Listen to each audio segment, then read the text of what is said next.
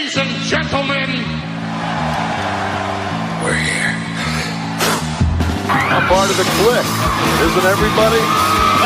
Yes! Yes! Yes! I got an idea, yeah. Beat up John Cena!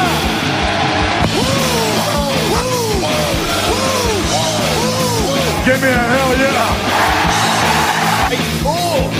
A little bit of the bubbly. Too sweet! It doesn't matter! Oh, it doesn't matter! This is where the power lies! I am the man.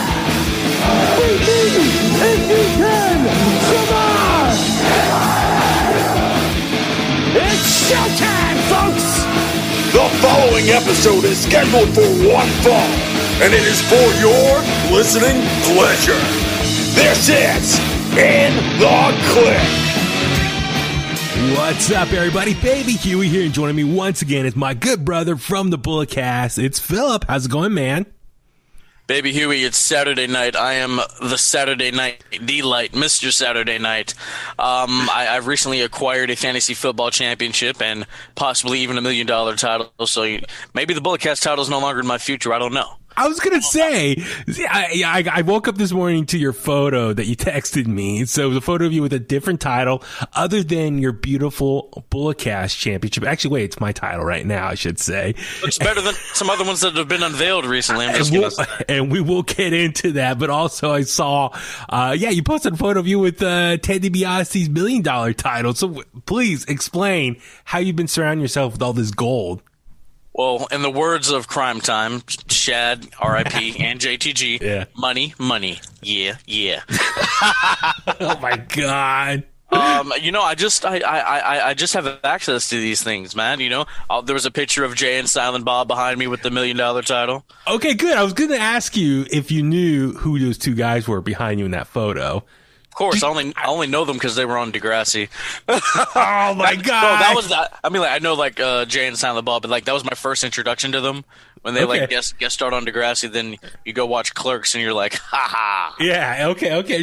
Just making sure you knew the reference of Kevin Smith and Jason Mewes, and just their history as those characters in so many different movies. So I grew up with those guys. I was at my homie's house. He's a little older than me, so he has all that kind of stuff. He's like the whole Buffy the Vampire series on DVD, bro. Okay, so real talk.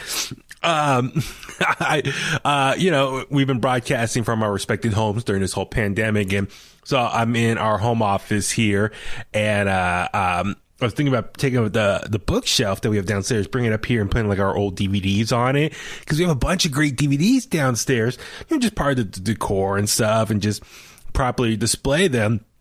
But real talk, there's some DVDs that might be becoming very popular again. Well, one, I actually have all of Dave Chappelle's show on, the Chappelle Show on DVD. And remember for a minute, it was off Netflix. He asked Netflix to take it off. He's not funny. Oh, hot take from Philip here. But I think I put that on Instagram that he's not funny. Yeah. Oh my God, what people react to you. Surprised the internet didn't cancel me. I was going to say, but, so for a minute there, people were like, oh my God, we can't watch Chappelle's show online anymore. We can't stream it.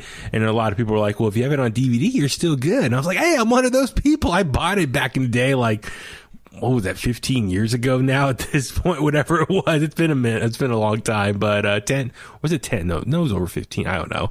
But, and then also, I think there might be a little bit of an increase again in WWE DVD sales again because of the WWE Network, and they've been censoring and editing stuff as the transition from the blackface stuff. Yeah, get rid of that. Okay. But absolutely. Oh yeah. The Roddy Piper stuff, and they just recently did the Nation. I mean, DX impersonating the Nation. Yeah, I mean, get rid of that stuff. Exactly. But are you going to get rid of pillow fights? Or are you going to get rid of fulfill your fantasy matches? And, Sable walking around with hands on her breasts. And I've never seen that live as a kid. I was like, and stuff like. I remember seeing Sable and Tori Wilson, all those bikini contests. But yeah, man, I mean, like, are you gonna get rid of all that stuff? No, because then we're just erasing like parts of history that led to the woman's evolution and revolution and all that other kind of stuff. But hey, look, if you're really upset about it, just get a VPN and stop complaining. Well, see, that's the thing is there's now rumors. Okay, so in case people are kind of wondering, so as you know, WWE Network is shutting down, I think, tomorrow officially or within the next couple days, as they've been migrating everything to Peacock TV. We all know about it. We've discussed it many times. Peacock here in the U.S. is going to be your only place to watch the WWE Network from now on, especially WrestleMania moving forward. So in the process of this migration, they're reviewing, I think, 17,000 hours of video that's on the WWE Network and seeing if it all complies with their standards and all the. There's way more content than that on the network. I would imagine so. Yeah. There's I heard the number and it sounds about right. 400,000 hours. Man, it's crazy. It's a whole bunch of territory stuff and a lot of stuff like that. Remember we were talking last week about Buddy Rogers versus Ric Flair. If you didn't know that happened, it's on the network in the Hidden Gym section. Yeah, so that's the thing. So they're having people review this stuff and figuring out what to keep and what to edit out and what to cut out. And so this obviously leads to a big discussion online if it's okay to cut stuff out or not. And I mean, you brought up a great point right there. Obviously, the Roddy Piper WrestleMania stuff where he was half blackface, they cut that out. The DX stuff where they dressed up like the Nation of Domination for that little promo where they're making fun of them, they cut that out, rightfully so. Blackface stuff, that's no good. We can't keep that around anymore. But I'm referring to some of the hardcore matches from ECW, and the more the Diva stuff and the Bra and Panties matches, all that other stuff, more stuff that I think us young fans growing up loving, we're a big fan of. And so will that meet the policies, the standards under the Peacock? Would they keep that or would they cut that out as well? So a couple of things we could have done. Disney Plus, because Disney back in the day, they produce racist content too. They have a disclaimer, if you're watching something from the 40s that says, hey, this was a different time. It may offend you. If so, please do not watch. We could do that. Or ESPN, they have some stuff on Hulu, but they still have ESPN Plus. If there was a way to get a nice majority of this stuff onto Peacock but still keep the network in the United States, I would have done that rather. I would have rather done that. Yeah, and so the rumor is they are editing the stuff for Peacock, but and then I think some people notice some of these edits are happening under the WWE Network umbrella as well. And so even if you have a VPN, if you were to log on and be outside the US, those edits will potentially be there as well. So now it leads more people to speculate, is WWE trying to clean up their network so that way they can sell it to other streaming services outside the US? So they're just getting it nice and ready and be like, hey, it's on a silver platter. Look, it's all ready to go. We edit it. It's based on Peacock standards. If you guys have the same standards, it's ready to go if you want to buy it. So I think that's why all this is going on. And so anyway, going back to the DVDs thing. So if there's some old matches or segments that was cut out on Peacock, it looks like your option to maybe go see that stuff again. If it's not on YouTube already or some pirate site you can download from, it looks like the old DVDs is your best option. So that's what I'm saying. A lot of people online were joking, tape trading is going to make a big return and more by way of DVD sales. And so if you go to your local music store or video store, you might see the old WWE DVDs in the back. You might want to buy some of those because that might be your only hard copy of some of these segments that have been getting cut out. So I don't know. It's just something I noticed. But anyway, that's the whole DVD discussion here. Big sidebar. Let's talk about VHS's big sidebar. So last year, my wrestling coach brought some videos of him wrestling back in the 80s to show the class, right? He told me, the students, the wrestlers or whatever, he told me to hook up the VHS. I haven't used one in so long, dude. I was like, okay, how do we do this? Well, did you have the was it the white, red, and yellow video cords? Yeah, all that was good, but I was just what setting do I put it to? What's happening here? I know it's been a minute since I've used one as well, but I think my old habits of remembering it would come back into effect, and I can remember how to connect it all again. But it's been a minute as well. I get what you're saying, but yeah, no, it's a lot of stuff to talk about this week in WWE and also AEW. But yeah, here we are. It's another quiet weekend. I'm okay with this, but then next week's going to be super busy. It's going to be a week and a half of WrestleMania week and TakeOver and just all the other wrestling that's going on as well. It's going to be a busy week. So much to keep track of. It is. You know, the Bulletcast title's on the line. It's the epicenter of our business. This is why we do what we do. You know what I'm saying? Absolutely. This is the Super Bowl trophy. This is an NBA championship ring. This is the Stanley Cup. It's a Grammy. It's an Oscar. It's an Academy Award. It's a Tony. This is the creme de la creme of podcasting. I know. You're right. You know? I love that title. You're either in the Hall of Fame or you're a Bulletcast champion. I've already been the Bulletcast champion. I'm tiptoeing to the Hall of Fame. I'm tiptoeing. You know? Someone else who might be trying to get into a Hall of Fame soon. That's just a speculation, a guess of mine. So we'll get into that in a second. Oh, really? That's big news. Yesterday, it was revealed that Chris Jericho will be a guest on Stone Cold Steve Austin's Broken Skull Sessions. That's going to be on the WWE Network, or excuse me, specifically Peacock here in the U.S. I saw the posts on Twitter yesterday. WWE Network tweeted out the video. Then Stone Cold retweeted it. Chris Jericho, WWE even retweeted it. It was really cool. It was the Broken Skull logo.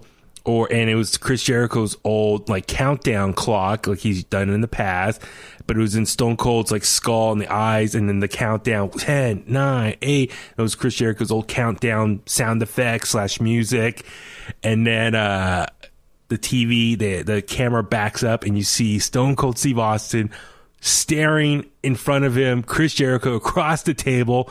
They both then look at the camera.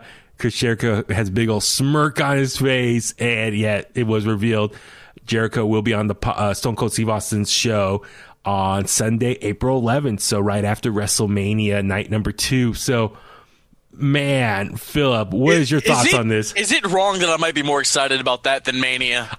Me too, man. I'm seriously, me too. Jericho's our guy. He's our buddy. Yeah, you know what I'm saying? Our drinking buddy, everything. More so you than me, even though I'm Canadian like him. But anyway, I mean, when you tagged me on Instagram, and I look, I'm like, wait, hold on.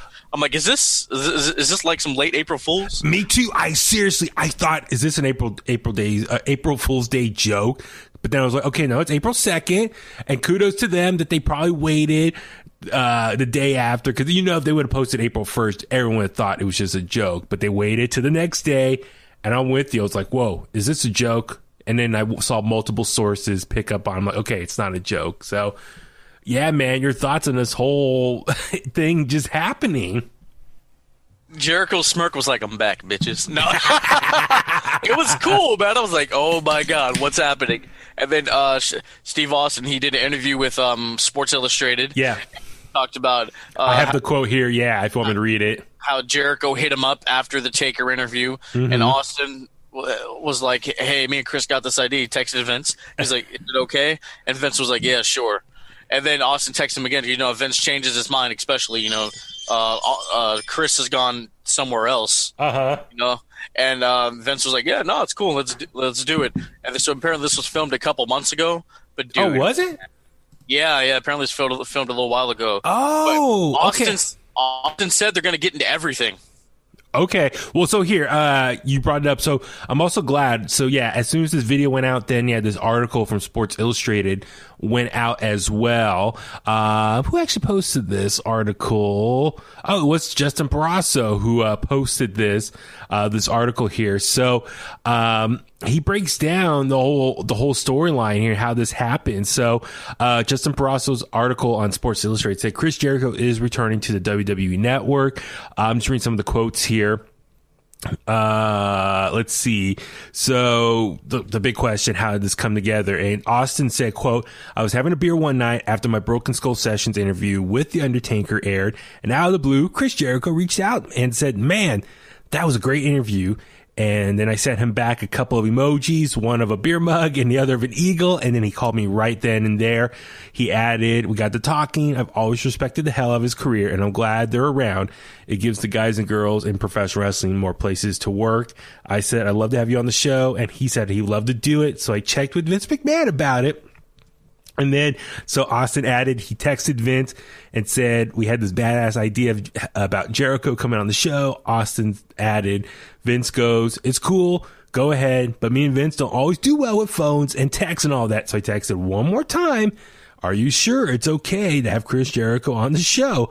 Vince gave me the thumbs up, and Chris came out to do the show. So very cool. I think it's just funny that, Vince McMahon probably gave the actual thumb emoji. Yeah, I heard he's a big emoji guy. That's cool, man. Dude, you see, Vince he's not a grumpy old man. This just proves it, dude. And people are like, oh, the forbidden door. And I'm like, first of all, I'm sick and tired of hearing that. I honestly am. I was going to say, the real forbidden door is open now, man. Yeah, it's become a little too much. We need to calm down with all that. Yeah.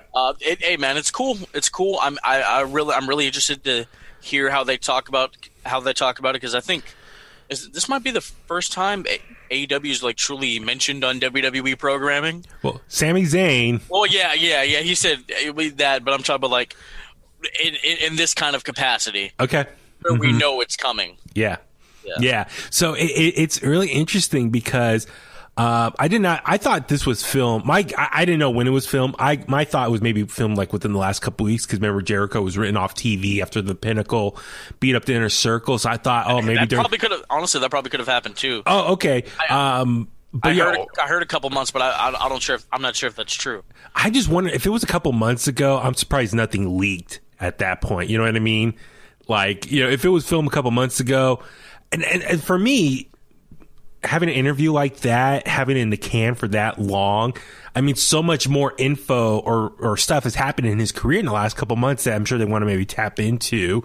So I would think it's probably more recent. That way they can talk up until what happened maybe in the last couple weeks with AEW specifically. So, because you look at Randy Orton, because remember Randy Orton called out Austin on Twitter and be like, hey, I want to be on your show. And then Austin wrote back, be patient, young man, be patient. And then all of a sudden, a few weeks later, it was announced, yeah, Randy Orton's going to be on. And then boom, it was on the following week. So they kind of turn these around pretty quick. If I had to guess, they probably book it, record it, spend a week or two editing it, and then put it out there. So it's cool. I mean, just the editing, but I wonder how long it's going to be. Because remember, was The Undertaker his first appearance? I think total it was 4 hours. But they edited it down and put it out it was whatever the 2-hour version. And then that's why they ended up doing a part 2, because they realized they had so much left on the cutting room floor. They still have more. Yeah, I bet. I wonder, okay, we know they did a part 2, but that was filmed separately. Obviously, they both had different clothes. So I want to know what was left on the cutting room floor from both those episodes. That can easily be a whole separate part 3 of just, unreleased material. They should do Broken Skull sessions, extra content or something. Yeah. On a side note, if you could clarify, I don't know if you would know. So some people actually hit me up and was confused. Broken Skull Sessions is different than the Stone Cold Steve Austin podcast, right? Because I remember the podcast, that was under Podcast One, that was audio only, and he does those here and there, right? He did a bunch of episodes, then he went on break, came back, did more episodes, and then went on break. They did best of shows. Broken Skull Session is just a separate video show dedicated to the WWE Network. That's how I try to explain it to people. It's 2 separate things. Yeah, that's all that.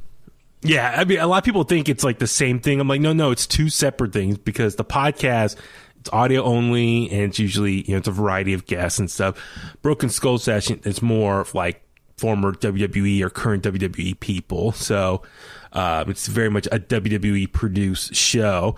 Yeah, man, I was super shocked when I saw this news. I mean, one, there's no denying Chris Jericho is a bona fide Hall of Famer. He's a legend in the business, and he spent the majority of his career in WWE. It makes sense that he would be on Austin's show. with that being said, obviously him working for another company right now, that's the big shocker. But I think it's win-win for both sides. For AEW, obviously the extra exposure by him being on that show, AEW is going to benefit from all that attention. And then vice versa. Guarantee you they won't say AEW star. They'll say WWE legend. Yeah. Oh, yeah, totally. But I was going to say it's also beneficial for WWE because this is going to be the first Broken Skull session to premiere on Peacock. And so, all trying to get as many eyeballs and subscribers under the Peacock umbrella.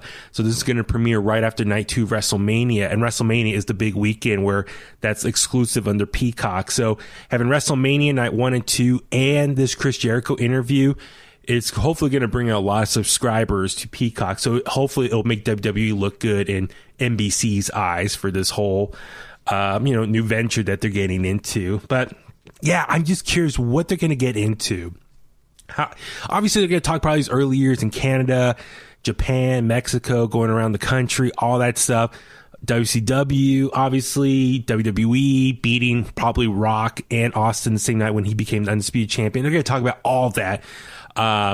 Probably. Maybe Japan. Yeah, maybe Japan. Yeah, I mean, well, I was going to say, I would love to hear his story, the two of them talking, because remember when it was Benoit and Jericho beat Austin and Triple H to win the tag titles? And then is that when Triple H hurt himself? Yeah, that was in San Jose. Yeah, but Jericho was in that match too, so I'm curious to hear them talk about that whole thing and maybe more about the 2-man power trip and just, that storyline with all of them involved. And then his career renaissance and obviously going to New Japan. I don't know how much they're going to talk about that. Are they going to name drop like Kenny Omega? And then, how much of AEW are they going to get into? How much are they going to talk about that? How much are they going to say AEW? I'm sure people are going to count how many times do they say AEW or All Elite Wrestling. So I wonder how much they're going to reference that. They'll probably be like, so you went to this new startup company? Yeah. Or see, that's the thing. Or it makes you wonder, is there maybe like Vince gave the approval for Jericho to be on the show, but is there certain like guidelines that they got to follow? So, I mean, we won't know until we actually see the episode, but I'm curious what is going to be discussed. And then you can maybe kind of figure out maybe what were some stuff they were allowed to talk about and some stuff they're not allowed to talk about. Who knows at this point, but nonetheless, I'm super happy. This is a lot sooner. I mean, I thought I wouldn't see Jericho on WWE television for quite some time. This is a lot sooner than that. Yeah, I mean, he's only been, gone, 2 years? I mean, he signed with AEW, January 2019? His last appearance was, the Greatest Royal Rumble? And that was, 2018? Yeah. And then he did the stuff in New Japan most of 2018. If I'm just purely speculating, if I had to guess, maybe, okay, so Jericho signed 2019, and I think it was a 3-year deal, if I remember correctly. His contract, I'm guessing, is up at early 2022, so maybe he has 1 full year left under AEW. We all know Jericho's getting older. I don't know what's his long-term plans. Only he knows, probably, at this point. I don't know if he would sign another deal with AEW unless they throw a bunch of money at him. Well, we know he loves the creative freedom. Yeah, that I get that. So I'm curious where his head's really at right now, as far as does he want to stay with AEW and maintain that creative freedom and wrestle? He would make a great surprise in the Rumble next year. I'm just okay. So you're bringing up a lot of great stuff here. So let's think about this. Jericho in the last 6 months, he's been putting over a lot of people. He put over Orange Cassidy, been putting over MJF, and I would not be surprised if the Inner Circle and the Pinnacle, if they have a match like a blood and guts type match, I wouldn't be surprised if the Pinnacle wins to really establish them as the top faction in the company. God forbid they have plenty of factions in AEW. We'll get into that in a second. But hear me out. So this next year, I wonder if Jericho's just going to focus on, either winning stuff or help put other talents over and really just help elevate AEW as a top promotion. With that being said, what's next for him after that? does he want to have one more run in WWE, or does he rather finish out his career in AEW? Does he want to have one big final match, a WrestleMania type match in WWE, or would you stay in AEW and maybe just enjoy more of the relaxed schedule and maybe get a good paycheck there? I don't know. I mean, it's really fascinating because he's the type of guy that, like Undertaker, a Ric Flair, Shawn Michaels, deserves like maybe a big final match under a WrestleMania umbrella scenario like that. I don't know. What do you think? If you were Jericho, how would you want your career to end? Well, he's always said like his last match could be a house show in like Poughkeepsie. You know, like like when he's done, he's done. He's always said that. So okay, so he's cool with every scenario. Like if he wants to end his career in AEW, I'm sure he'll do that. But I mean, for like long term fans, like I mean, that's the way you go out, WWE. Mm-hmm. You know. So this is what I'm thinking is, what if he just rides out this next year? You know, he puts over maybe a few more guys. He already had the great title reign, the first title reign for AEW. He can help put over some other guys to get to help pay it forward for the company and for the wrestling business as a whole. Enjoy touring with Fozzy this year as well. I could see him potentially going back to WWE and maybe end things there. And then therefore it leads to him potentially maybe get a Hall of Fame induction. He's definitely a Hall of Famer in WWE's mind. Now, when that happens, obviously that's under Vince's call, but I wonder, would they induct him right after maybe his time in AEW ends, or does he need to return to WWE? So therefore the last company he worked under is WWE, and therefore it makes it easier for that process to begin. They put Rick in the Horsemen in when Rick was under contract with TNA. Remember was that time? Okay. Yeah. So I mean, you never know. So that's what I'm thinking. Is just, I wonder if this is the beginning of maybe slowly bringing back Chris Jericho into WWE, and therefore for Jericho gets one last match there and then can retire and then go into the Hall of Fame and make good with everyone there. You brought up a good point. Maybe his contract ends in January next year and then he could be in the Royal Rumble or something. I mean, who knows? This is all speculation, by the way, people. If you're listening, this is just us fantasy talking what could happen next. For all we know, maybe Jericho signs another 3-year deal with AEW and just stays put. But the only way I could see him return to WWE, if it's on a good story. I know he's very protective of his character and his gimmick, and at this point in his career, he deserves that. I just wonder, would he go back to WWE unless Vince promised him a really good storyline, or promises him that he's just not going to be jobbing out or get buried? I think that's the other reason why he likes AEW. He's definitely booked more strong, even at this older part or latter part of his career. He's still booked as a very strong character. What if the Painmaker had a run in WWE? Oh, I mean, I don't know, man. There's so much versus Karrion Kross or something. Yeah, man, dude. There's so many possibilities. I mean, I don't know, man. I don't know. I mean, I just think if he stays longer in AEW, then I think it's going to push back the timeline of when he'll eventually get into the Hall of Fame. So I can easily see him maybe trying to go back to WWE sooner. That way he can get to the Hall of Fame sooner. But who knows? Maybe he doesn't care about when he goes into the Hall of Fame. Maybe he doesn't mind if it's 5 years down the road or something. He'll eventually get in, but I don't know. I would love to know in his mind, does it matter what year he goes into the Hall of Fame? So I don't know, man. So much to talk about. Of course, we should probably do a special review episode of that episode, the Broken Skull Sessions. I think that'd be a lot of fun. So, and we'll talk more as we get into it. Now, it'll be actually dropping next weekend, actually. So, looking forward to watching that. All right. Some other news this week. So a couple things. New Japan Pro Wrestling officially revealed the new belt design, the title design for the IWGP World Heavyweight Championship. And man, Philip, Instagram and Twitter had a field day with this one. So did I. I know. Actually, I have not posted on In The Kliq's social media pages, but I know you posted on the Bulletcast pages, so check it out there. How would you describe the design of this new title? Big Swole said she knows a Gold Divas title when she sees one. It's kind of it's like the shape of Cody's neck tat, the nightmare symbol, and then people like put the title on his neck and put his tattoo on the title. It was just a whole thing. Yeah. Look, man, they tried to combine a little bit of every incarnation of the IWGP Championship, which that's creative. I don't think I've ever heard of a company doing anything like that. That'd be cool if WWE did something like that. I don't know. But they've had so many designs. Let's not do it. Just bring back the Winged Eagle. That's all I say. Yeah, man. So I get what they were trying to do, trying to pay homage to the history and trying to make the title even more important. Honestly, you could have just left it the way it was. That's all you had to do.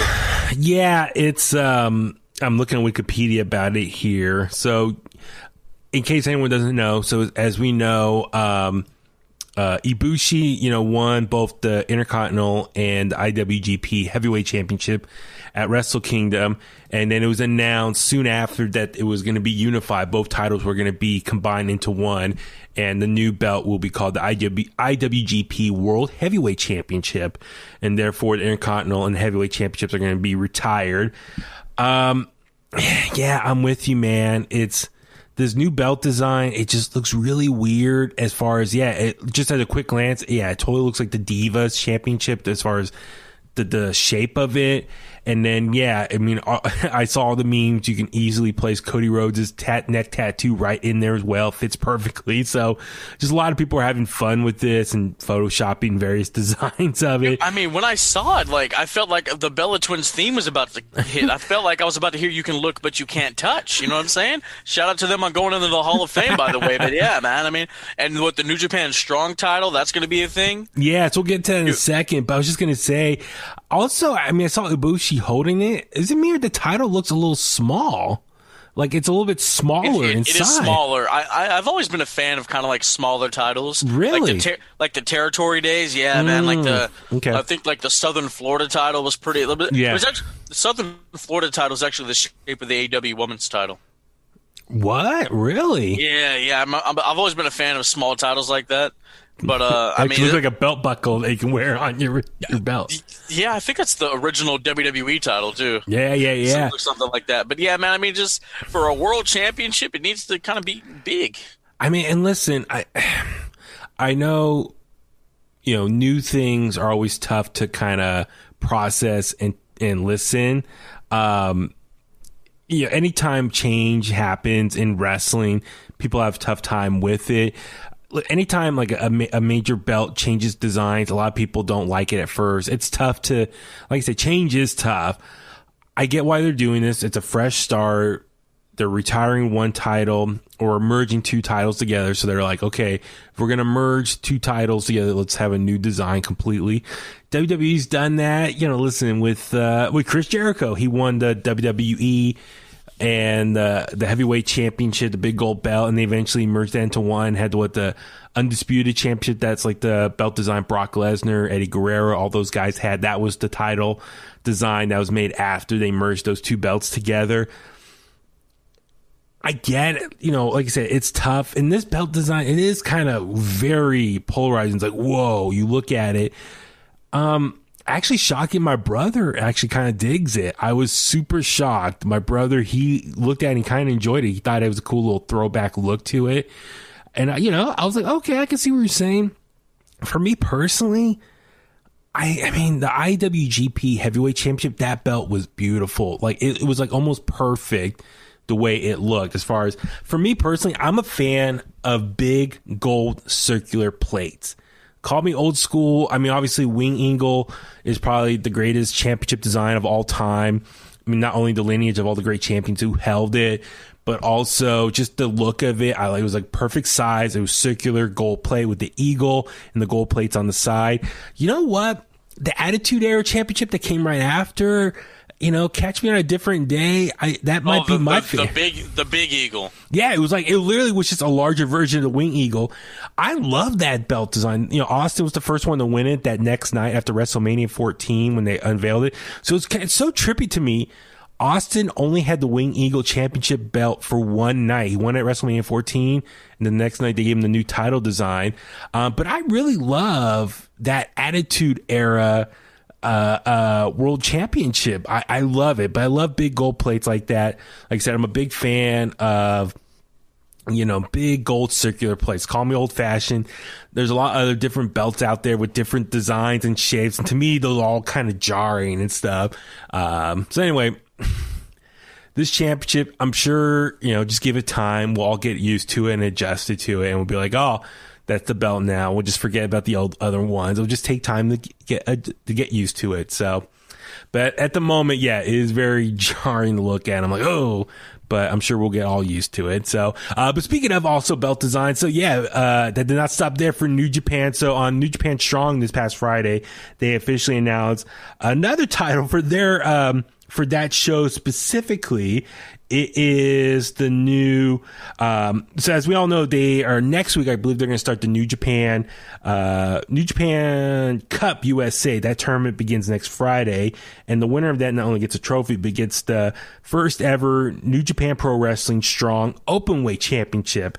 And that belt design was revealed. I posted that on our social media. Philip, what do you think of that belt design? It's fine. Yeah. I mean, it's nothing special. Yeah, it was very basic. Like, I love how clean it is. Big gold circular plates, don't get me wrong. I like that.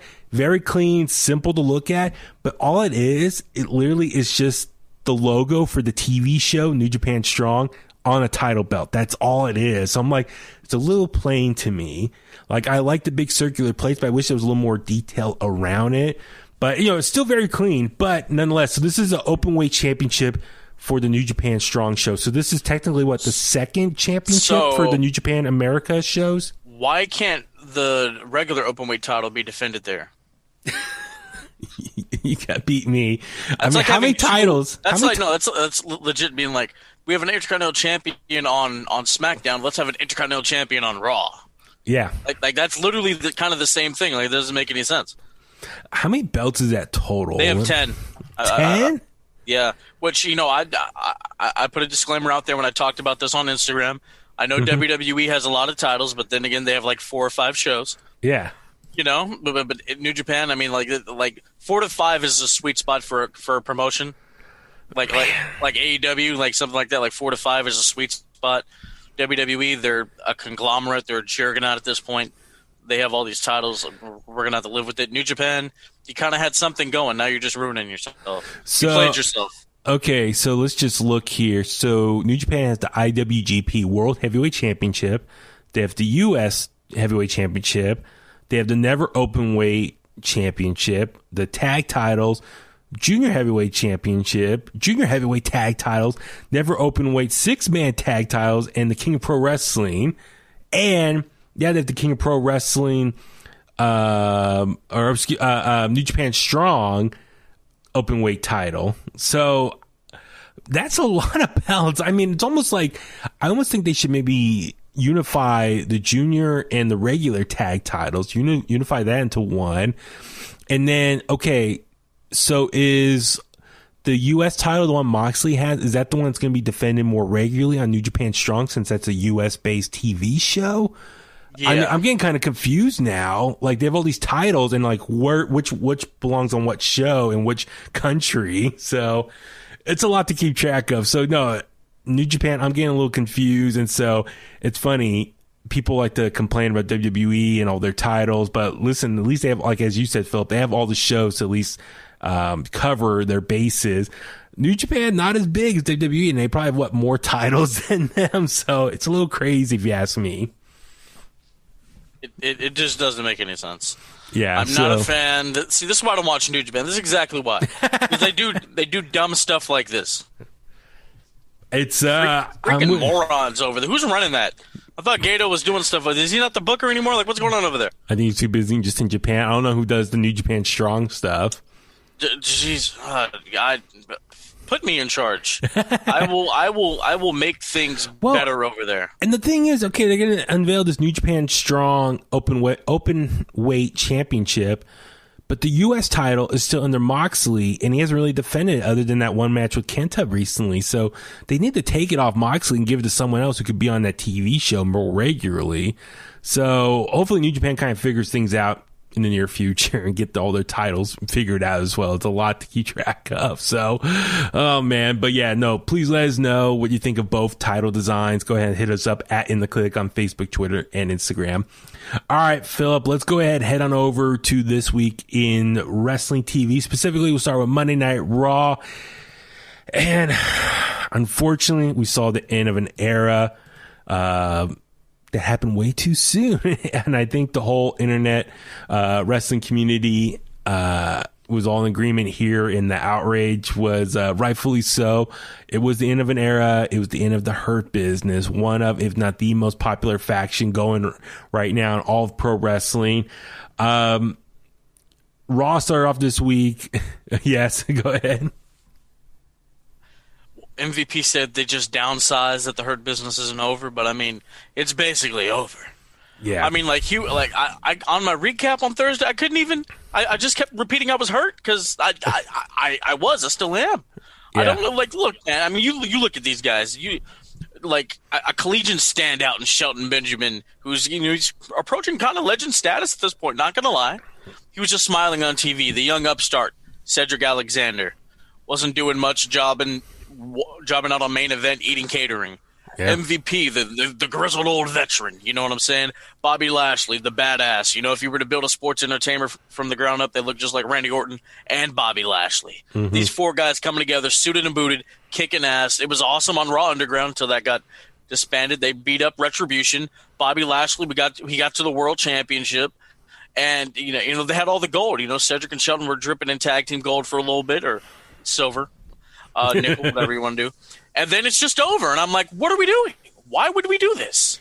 Yeah, it's still tough for me to process and swallow that, as far as why did this happen? So let's go ahead and just dissect this whole thing. So Her Business, they come out, open up Raw, and MVP and Bobby Lashley start kind of promo. And they more or less decided to kick out Cedric Alexander and Shelton Benjamin just because they feel like they're bringing down the Hurt Business between what they did with Drew McIntyre, and they're afraid that they're going to lose.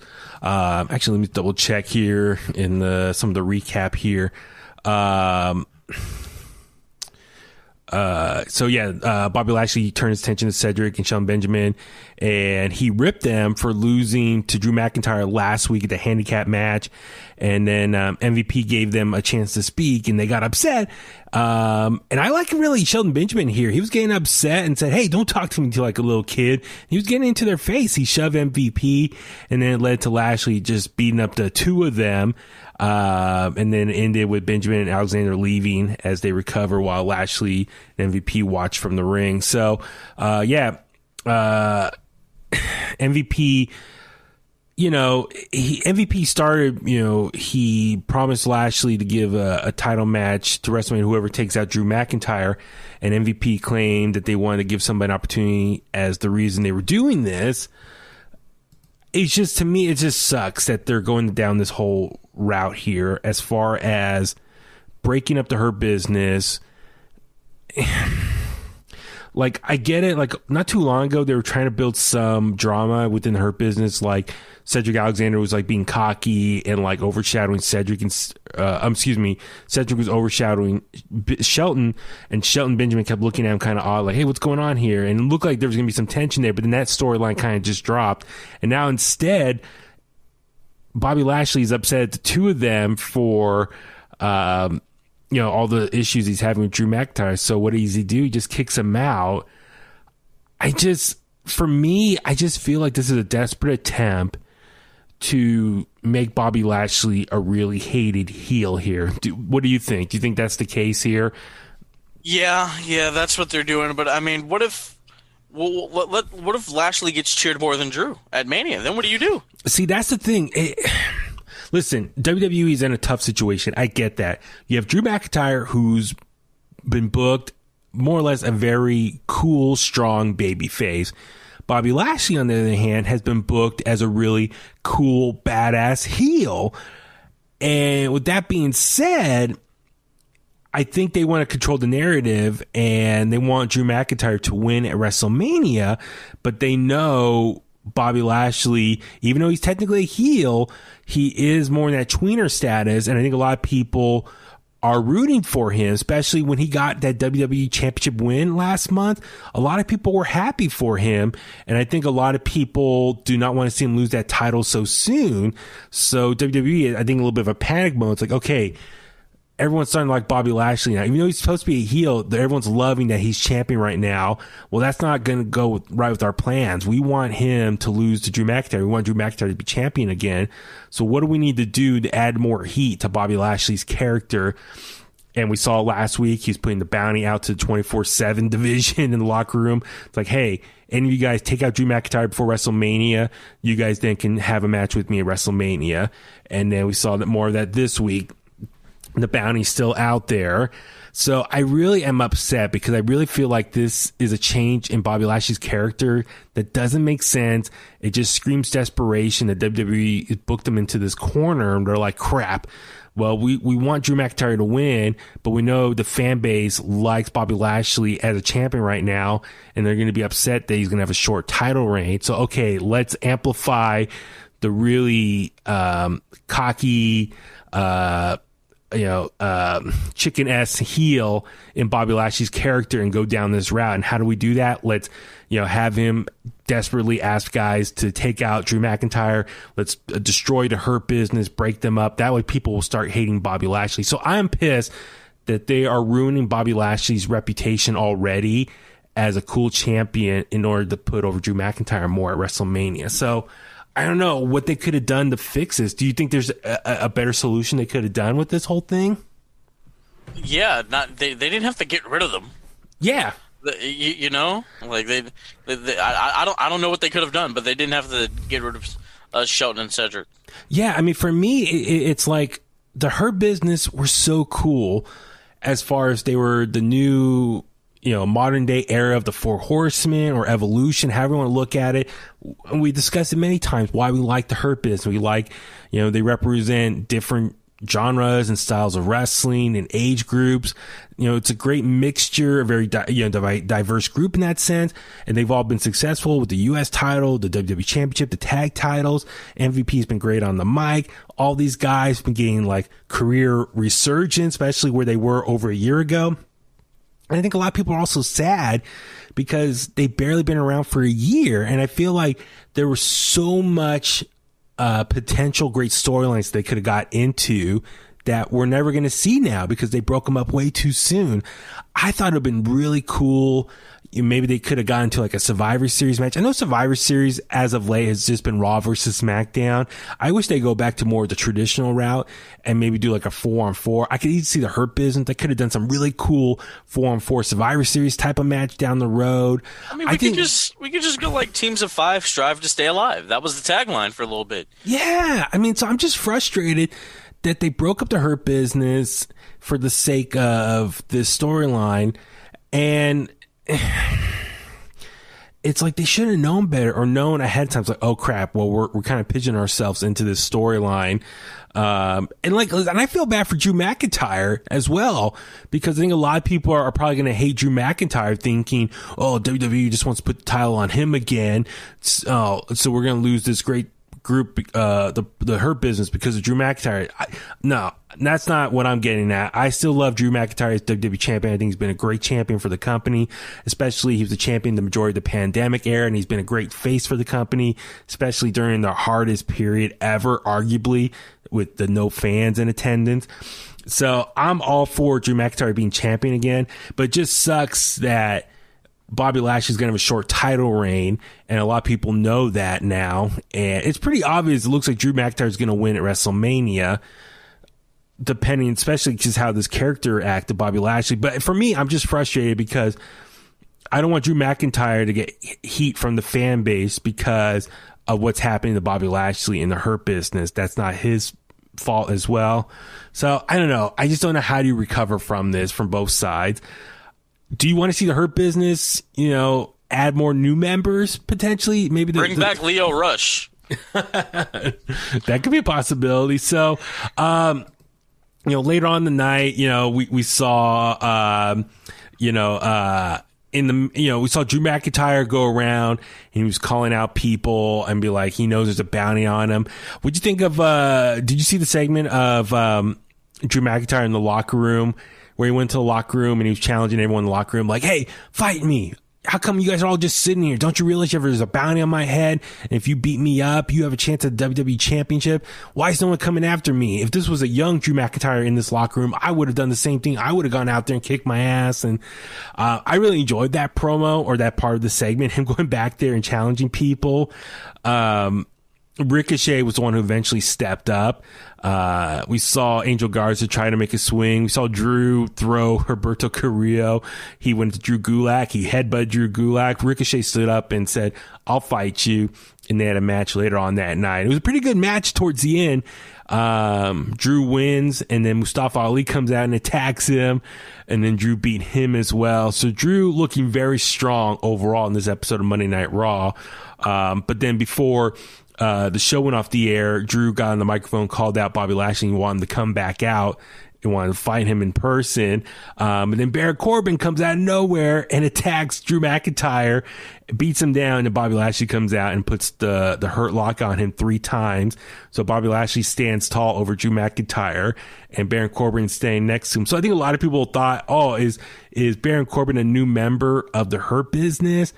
But MVP went on, I think, Twitter and say, no, he's not a new member. So do you think, they should add new members? He doesn't meet the criteria. Look, man, as the king of the BC talking to BC, Corbin, I love you, my guy. But really, do we need to do this? Remember at one point, Lashley, Drew, and Corbin were a little team at one point in time. Yeah, what was that again? I can't remember that. It was on Raw, right? Yeah, they were taking on the Shield. Oh, that's right. Okay. Yeah, and the 5 last evers of the Shield tag matches that happened. It was a surprise, sure. I was just like, oh, what are we doing? Like, we couldn't get what happened to that Dabba-Kato dude? Where's he at? I don't know. That's another one. That would have been or almost be like pulling double duty. Or Keith Lee. Yeah, maybe almost. Maybe that would have been interesting. Because he's so big, so it would have been like a little fight. Yeah, so I wonder if Bobby Lashley will restock Her Business and add new members. So, who could it be? Could it be a Keith Lee? Could it be almost? Yeah, I think there's some possibilities. So maybe after WrestleMania, maybe add some new people to freshen things up. I think the Hurt Business as a whole, it's a great name. It's a great faction. I want to see it keep going. It would be tough with new people, though. They weren't even in front of a crowd. We didn't get a crowd reaction. I hate it. I hate it. I really do. Unless I'm just trying to think this out. Like, how can you salvage this? It just sucks, though, because then we saw later on the night, Bobby took on Shelton Benjamin. Shelton Benjamin got some good offense in, but ultimately Bobby Lashley just overpowered him in one. And then next week, Cedric's going to take on Bobby Lashley. That comes off of, remember, Shelton and Cedric confronted Adam Pearce in the hallway, and they're like, hey, we want to challenge him. So for Bobby Lashley, he's just going to look strong beating his 2 former partners. And then Drew McIntyre's going to take on Baron Corbin on Raw next week. But I don't know. I'm just so disappointed because, like, Her Business, Bobby Lashley had the great intro with the Golden Lightning and, the merch and everything. It's like, why you pull the plug on this so soon? It's just ridiculous. And we'll get into it later. AEW with so many factions, New Japan with so many factions. WWE doesn't have a lot of factions. So when a good one comes along, it is really fun to get along and cheer along with. Vince doesn't like factions. Yeah, I know. I'm wearing the Undisputed Era. Yeah, shirt. I'm just saying, like, Undisputed Era, another great faction in NXT. So when a good faction comes along, it's great. The fans can get behind it. So I'm just really upset. I'm heartbroken. I want to know, why doesn't he like factions? I need to know that. It's interesting. So Vince, as you say, doesn't like factions. I know he has mixed feelings about tag team wrestling.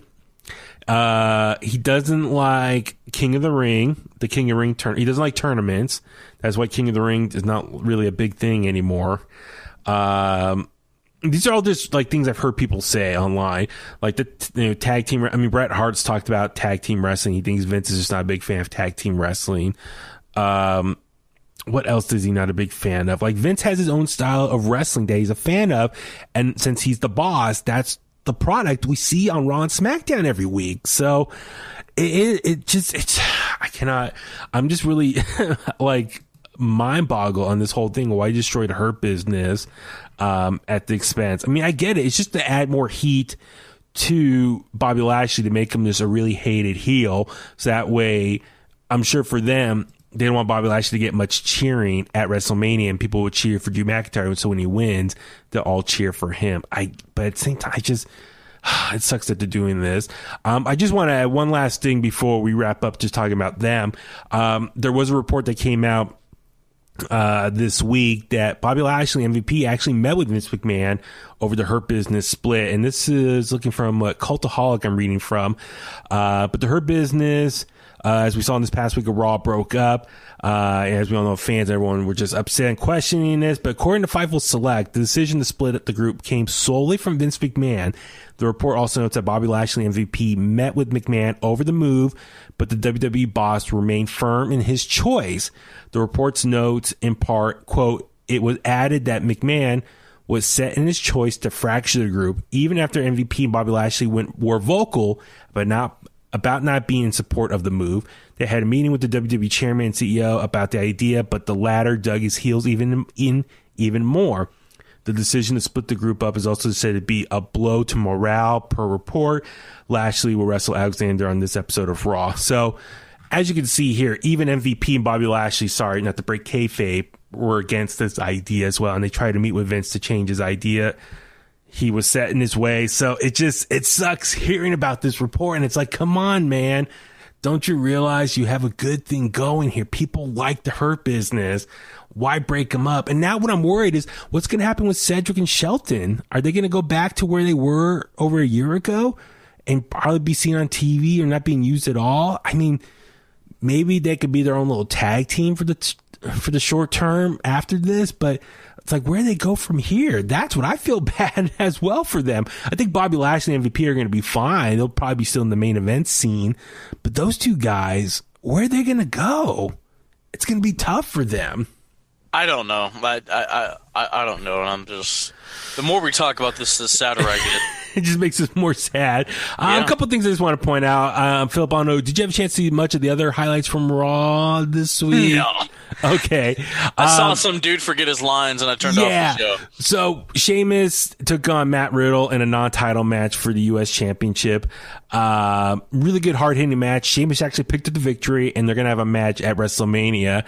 Afterwards, later on the show, Riddle was on his scooter and met up with Asuka, and he was talking about his scooter in Japan.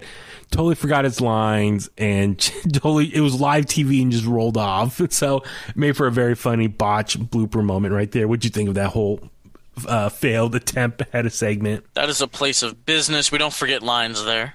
No, you do that on Wednesday nights on TNT. You can forget lines there all the time. No, you make up your own lines and still forget them over there.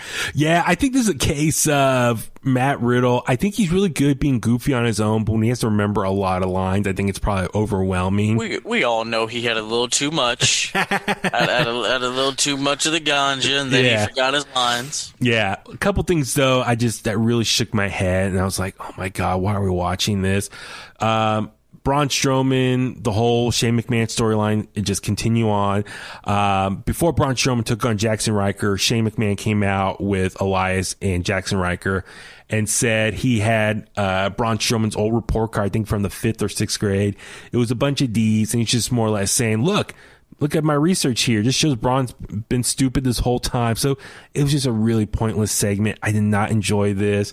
Braun came out, beat the crap out of Jackson Ryker, picked up the victory, and then grabbed the mic and said his match with Shane McMahon, since Shane said it could be any type of match you want, it's going to be a steel cage match at WrestleMania. So I'm like, okay, cool.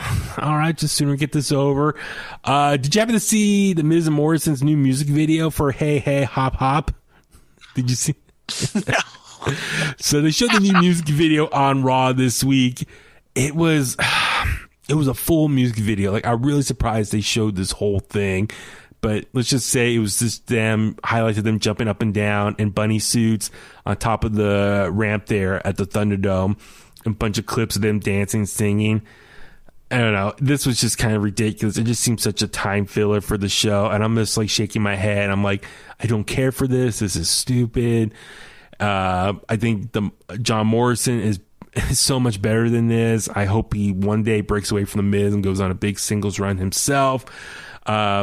Ultimately, we see Damian Priest and Bad Bunny come out and confront them, and then Bad Bunny ultimately hit Miz in the face. And so it's just adding more tension between their matchup at WrestleMania. So good for them, I guess. Let's see. We saw a game of charades on Raw as well between the New Day and AJ Styles and Omos, continuing on that whole storyline that the New Day are better tag team partners because they know each other so well versus AJ and Omos. They accuse them of not being real friends and know each other. So it was kind of goofy. You know, for me, I have a really laid back personality, so I kind of chuckled at some stuff. But I don't know about you. Do you think the New Day, their whole act is just getting a little stale now? I feel like when I watch Xavier Woods and Kofi in the ring, I just feel like they're sometimes going through the motions, and they're almost like trying to force this like fake laughter, if you know what I mean. I feel like the New Day is just, they're just kind of like forcing this humor. It's not as organic as it used to be. Exactly. Yeah. They're just like, I feel like they're like trying to force this funniness that not really hitting with me. So, we saw Alexa Bliss cut a promo backstage in her playground, explaining that the Fiend was trapped in her box, or I should say, in the Jack in the Box, and that she's gonna, they're gonna end Randy Orton at WrestleMania. Other than that, you know, we saw the Asuka and Rhea Ripley. They had the contract signed at the table. Rhea Ripley smashed Asuka's face in the table, stood up, and then they were confronted by Nia Jax and Shayna Baszler, and they're going to have a match next week. So I just don't get it. While Asuka and Rhea Ripley they're trying to build this tension that they hate each other for WrestleMania, are going to be tag partners next week on the Go Home show. It just doesn't make sense to me. And I'm really bummed that Asuka's being booked really weak here, and like Rhea Ripley's looking really strong. And Asuka, I know, the way they've been treating Asuka the last few months has just not been sitting well with me. So I hope it goes better. So, and that's about it for Monday Night Raw as far as the major highlights. I know they had some of the women's tag stuff going on. We'll see how that plays out. If that's going to be any sort of match at WrestleMania, maybe the kickoff show, before, maybe night 2. Actually, speaking of WrestleMania, specifically, Philip, I want to get your opinion on this.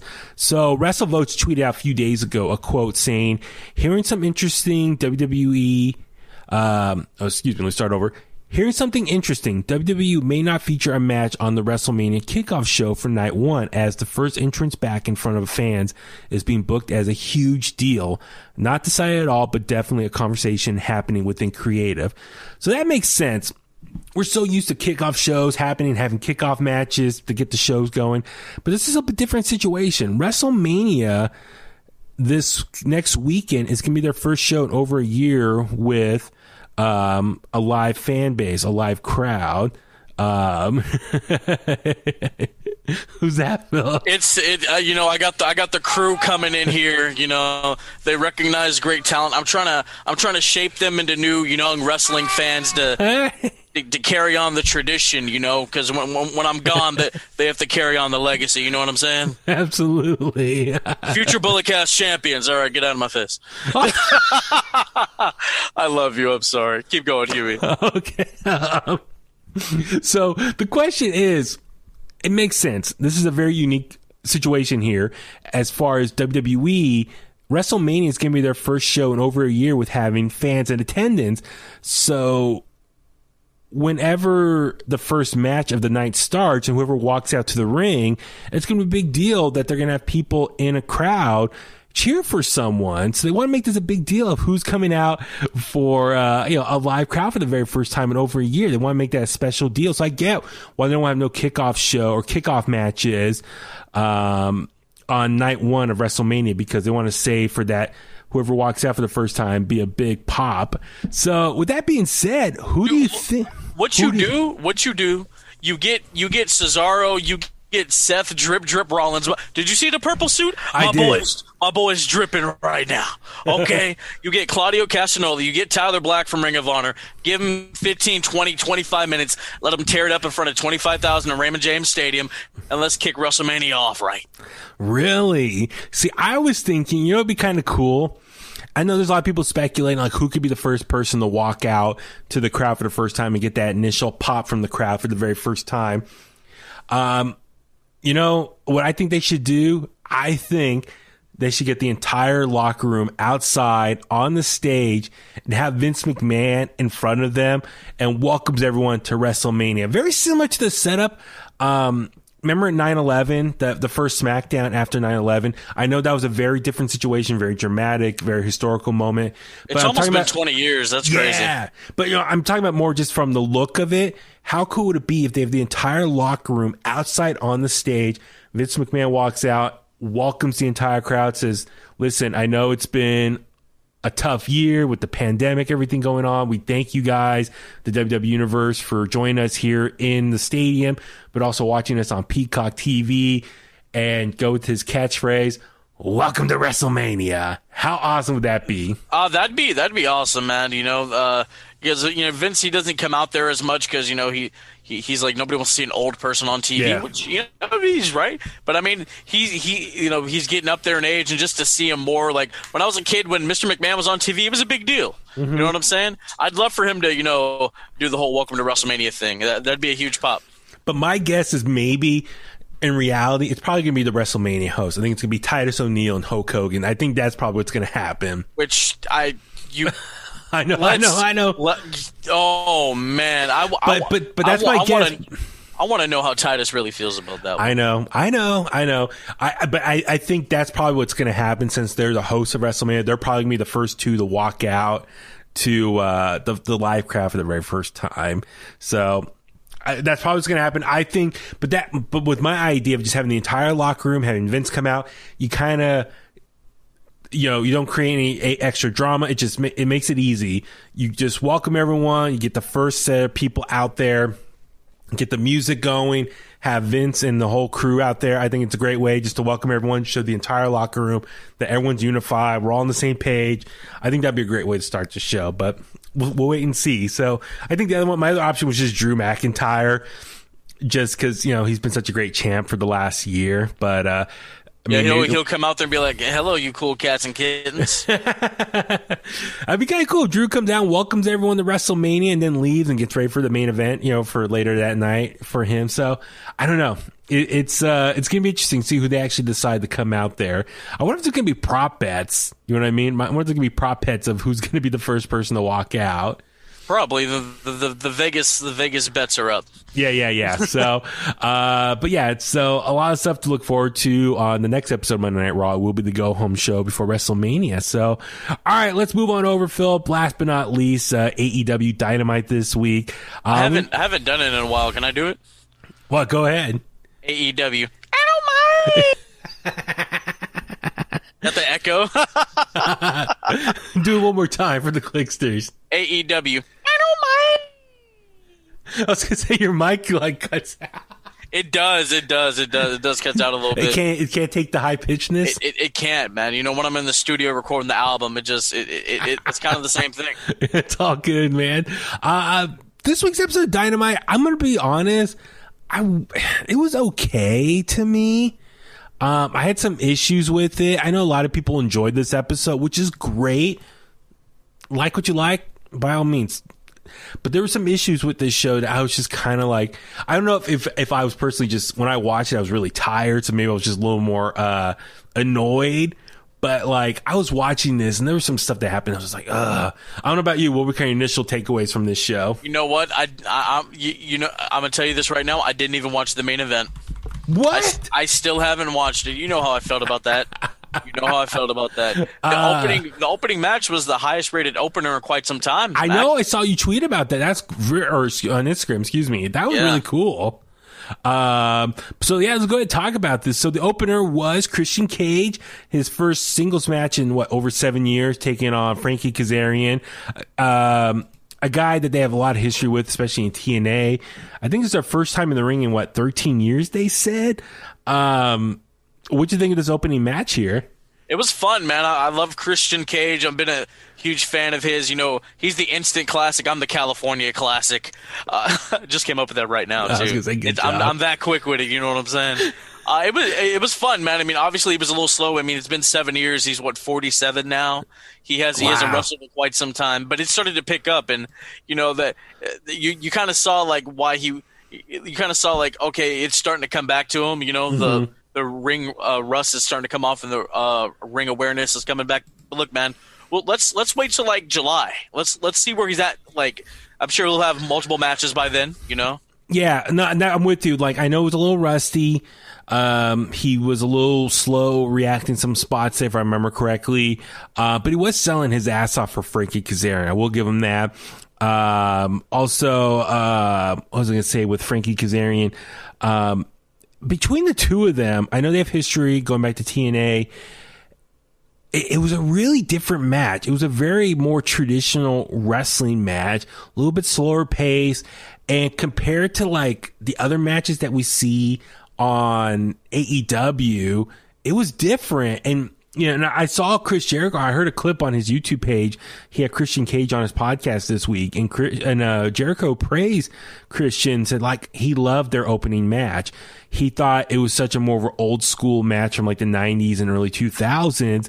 And he thought the match really stood out from the rest of the card that night because of just that more old school traditional match.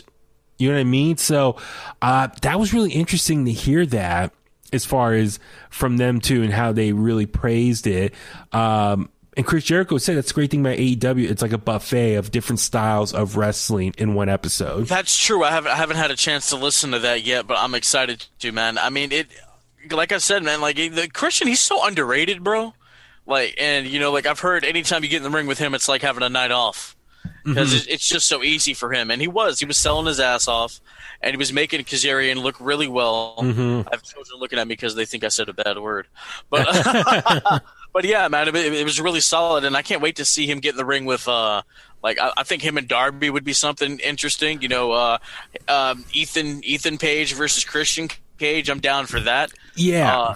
I just want to see him like kind of step in there with, you know, the entire roster. I mean, he wrestled Kazarian because they're familiar with each other. Kazarian's a vet; he'll take care of him. You know. Yeah, man. Yeah, so let's see. We see Christian Cage flew high, crashed down to Kazarian with a massive frog splash. Kazarian kicked out before the 3 count. Then Christian Cage dodged Frankie Kazarian, sending him shoulder first into the ring post. And Christian Cage wrapped it up with a thunderous kill switch and pinned him for the win. Yeah, like I said, AEW, a lot of their matches are very high flying, a lot of no selling, very choreographed.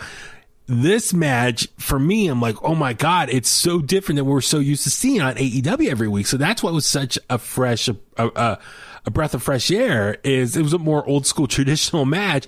And so I wonder if the younger fans or people who are big AEW fans, I wonder overall how they took this match. It's like I said, so different than what you see from a Young Bucks match or a Lucha Brothers match. And so for me, I enjoyed it because it's more of a match that I grew up with. I liked it, yeah, because you know when they open up AEW, it's a tag match or a multi-man match, and it's boom, boom, boom, boom, boom, a whole bunch of flippy-ish stuff. Yeah, I like how it was a nice little throwback. I think we should open up AEW, and well, this goes for any company. You know, like WWE mainly opens up with a promo to start off Raw and stuff like that. AEW, they should open up with different styles, man. Yeah. We can open up with a car crash from Darby Allin. We can open up with Laredo Kid and the Bucks and Pentagon and Ray Phoenix doing some flippy-ish. We can open up with Christian Cage, you know, telling a nice story. You know, we can open up with a slower pace like Jericho and whatnot. I'm a fan of that. Yeah, so I think Christian is going to have to get a few more matches under his belt before he eventually maybe goes after Kenny Omega, which they kind of teased a couple weeks ago. What do you think? Do you think Christian lived up to the name on his shirt, you know, outwork everyone? I've heard some other people kind of criticize him, like, oh, you look kind of rusty in the ring. You say you're going to outwork everyone. Well, did you really outwork everyone? Dude, He hasn't wrestled in 7 years. I know. Let's see you get in there and outwork everyone. What are you talking about? I guess people are criticizing him. It's like, you saying you outwork everyone, but your match wasn't as intense as like the Lucha Brothers later on in the night, or you know what I mean? So like the style. Yeah, he's not outworking like other styles of wrestlers on the show.